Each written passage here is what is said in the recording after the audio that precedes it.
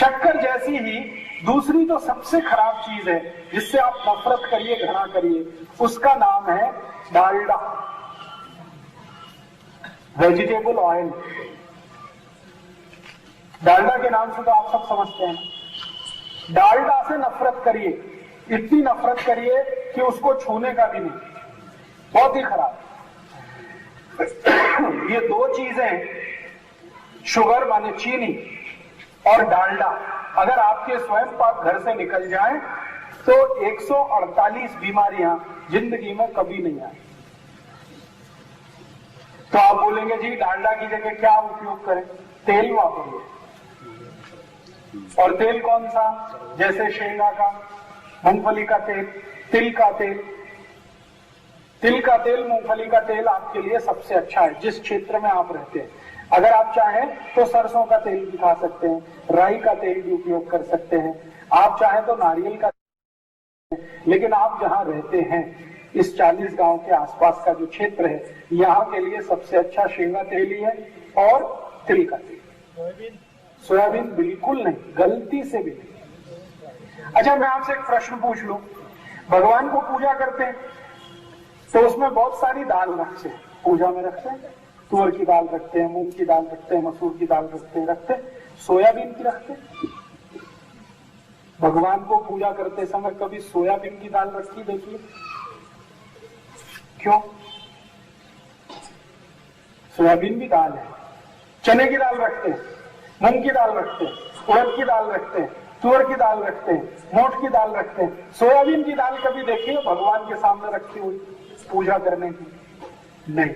जो भगवान को अर्पण नहीं कर सकते वो आप कैसे खा सकते? सोयाबीन की गलती से भी ना दाल खाइए ना तेल खाइए। तो समझ लीजिए बीमारियां भी सबसे ज्यादा उसी के कारण। ये जो सोयाबीन है, दाल के रूप में या तेल के रूप में, ये शरीर को कभी भी हजम नहीं होता। या दूसरे शब्दों में कहूं तो सोयाबीन का कुछ भी आप खाएं, शरीर उसको डाइजेस्ट नहीं कर सकता, उसका पाचन नहीं कर सकता, क्योंकि उसको पचाने के लिए जो कुछ एंजाइम्स चाहिए वो है ही नहीं मनुष्य के शरीर में। तो आप बोलेंगे फिर ये किसके लिए है? सोयाबीन को पचाने की ताकत सिर्फ डूकर में है और किसी में। डूकर के पोट में एक एंजाइम बनता है, वो सोयाबीन को पचा सकता है, बाकी किसी के भी शरीर में वो एंजाइम नहीं है जो सोयाबीन को पचा सके। आप कहेंगे सोयाबीन में तो प्रोटीन है। हाँ, प्रोटीन है, लेकिन प्रोटीन को डाइजेस्ट करना पड़ेगा, उसके लिए जो एंजाइम चाहिए वो पोट में है ही नहीं। इसलिए मनुष्यों को सोयाबीन का तेल, सोयाबीन की दाल, सोयाबीन का कुछ भी, सोयाबीन का अगर वो आता है ना दूध आजकल आने लगा, ये सब निषिद्ध है आपके लिए। आप कभी मत खाना है, कितना भी सस्ता मिले कभी मत खाना, और कितना भी महंगा मिले तेल खाना, मूंगफली का हो, तिल का हो, सूरजमुखी का हो। नहीं तो मैंने आपको कहा एक तेल आता है सरसों का, सरसों का तेल इधर चलता, राई का तेल जिसको कहते, नहीं चलता तो छोड़ दो, जो आपके यहाँ चलता वही लो, लेकिन शुद्ध तेल खाना। ये वेजिटेबल ऑयल भी है ना, ये भी तो तेल ही है ना, ये नहीं खाना था। डालडा, या डालडा जैसे नाम से आता है, गगन, तरंग, नंबर 1, हनुमान जी, ये और वो, ये सब खतरे ही खतरे हैं, जहर ही जहर। तेल खाना हो शुद्ध, सीधा सीधा तेल खाना। और मैं तो आज आपको ये भी कहूंगा, रिफाइंड तेल भी कभी मत खाना। रिफाइंड और डबल रिफाइंड और ट्रिपल रिफाइंड, जितना ज्यादा तेल रिफाइंड होता है उतना ही जहर उसमें बढ़ता चला जाता है। मैंने अभी पिछले 3 साल एक एक्सपेरिमेंट किया खुद। मेरे पास 100 से ज्यादा ऐसे पेशेंट हैं जिनको डायबिटीज और डायबिटीज के साथ ब्लड प्रेशर और ब्लड प्रेशर के साथ गुर्दे दुखना, ऐसी 4-5 बीमारियां एक साथ हैं, एक ही शरीर में 4-4, 5-5 बीमारियां।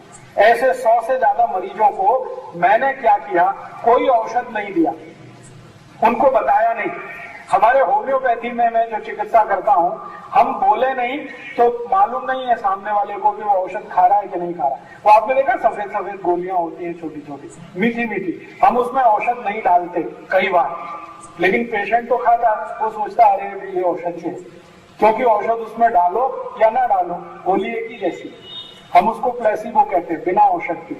तो मैंने 100 से ज्यादा पेशेंट को कहा कि तुमको तो यही खाना है, तो उनको लगा कि ये औषध है। और मैंने पथ्य अपथ्य में उनको कहा कि चीनी बंद, आज से शुगर बंद, गुड़ खाओ, जितना खाना है गुड़ खाओ, जितना खाना है काकवी खाओ, और वेजिटेबल ऑयल नहीं खाएंगे, डालडा नहीं खाएंगे, अमृत घी नहीं खाएंगे, कोई नहीं, और डबल रिफाइंड नहीं, ट्रिपल रिफाइंड नहीं, शुद्ध घानी का निकला हुआ तेल और शुद्ध गुड़, ये 2 चीजें उनके जीवन में लाई और 2 चीजें हटाई। आपको सुन के आश्चर्य होगा, 8 महीने से मैं उनके ऊपर ये प्रयोग कर रहा हूं, एक एक की बीमारी ठीक हो रही है। डायबिटीज उनकी नॉर्मल हो रही है, आर्थराइटिस बिना दवा दिए ठीक हो रही है, अनिद्रा की बीमारी बिल्कुल ठीक हो गई है, गैस बनना बिल्कुल बंद हो गई है, एसिडिटी बिल्कुल चली गई है, मोटापा कम हो रहा है, सब बीमारियां बिना औषध ठीक हो रही। लेकिन वो पेशेंट नहीं जानते, मैं जानता हूं। पेशेंट क्या सोचते, ओ राजीव भाई की औषध बड़ी मात्र से। तो आपके स्वयं पाक घर से जो निकालने की चीज है, वो एक तो शक्कर है, चीनी, और दूसरा है डालडा घी।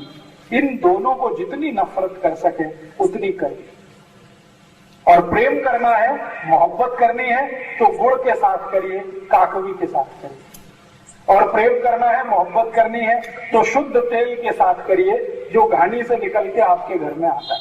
शुद्ध तेल जितना भी खाएंगे कोई परवाह मत करिए, बिल्कुल हृदय घात की चिंता मत करिए।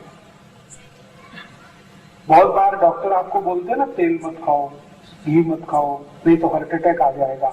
ऐसे सभी डॉक्टर के साथ में चैलेंज करके शास्त्रार्थ करना चाहता हूं। तेल और घी शरीर के लिए उतना ही आवश्यक है जितना आपके शरीर के लिए पानी।